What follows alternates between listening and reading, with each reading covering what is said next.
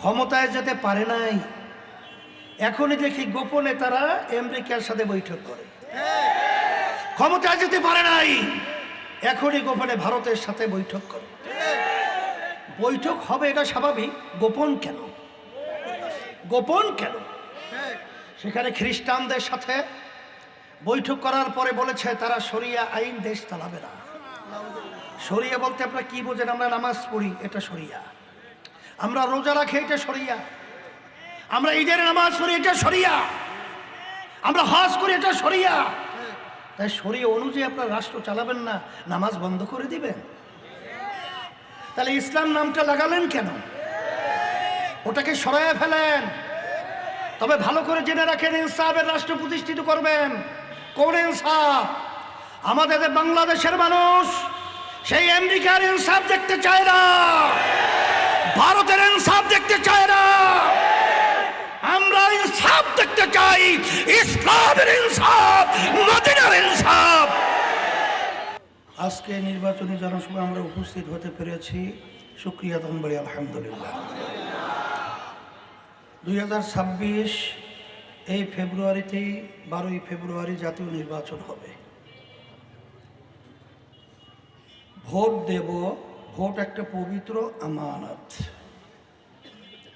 পবিত্র আমানত রাখতে হবে পবিত্র জায়গায়।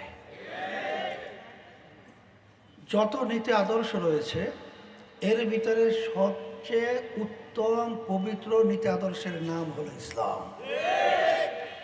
আল্লাহ রাব্বুল আলামিন আমাদেরকে সৃষ্টি করেছেন। আল্লাহ রাব্বুল আলামিন বলেছেন আমার কাছে একমাত্র গ্রহণযোগ্য নীতি আদর্শের নাম হলো ইসলাম। আর বাংলাদেশের মধ্যে যত নির্বাচনে প্রার্থী আসছে, যত দল আসছে, একটাই দল, ইসলামী আন্দোলন বাংলাদেশ, হাত পাখা প্রতীক নিয়ে ইসলামের পক্ষে ভোট চাওয়ার জন্য আসছে। এই জন্য আমি সকলকে উদাত্ত আহ্বান জানাবো, আমার ভাইদেরকে, আমার মা বোনদেরকে, আপনাদের পবিত্র আমানত আপনারা পবিত্র জায়গায় ইসলামের পক্ষের বাক্স হাত পাকা প্রতীকে রাখবেন। এরপরে আমি অন্যান্য আলোচনা বেশি লম্বা না করে আমি সংক্ষেপ বলবো এই, আল্লাহ রাব্বুল আলামিন বলেছেন যে জাতি নিজেদের ভাগ্যের পরিবর্তন তারা না ঘটায়, ওই জাতির ভাগ্যের পরিবর্তন আমরা ঘটাই না, আমি ঘটাই না। কে বলছেন? আল্লাহ। তাই 54 বছর আমাদের দেশ যারা পরিচালনা করেছে, এরা আবার পুরান নতুন এসে নতুনভাবে আমাদেরকে যা চাওয়া পাওয়া আশা আকাঙ্ক্ষা এরা বাস্তবায়ন করবে, এটা একটা অযৌক্তিক কথা। এই জন্য পরিবর্তন আমাদেরকে করতে হবে।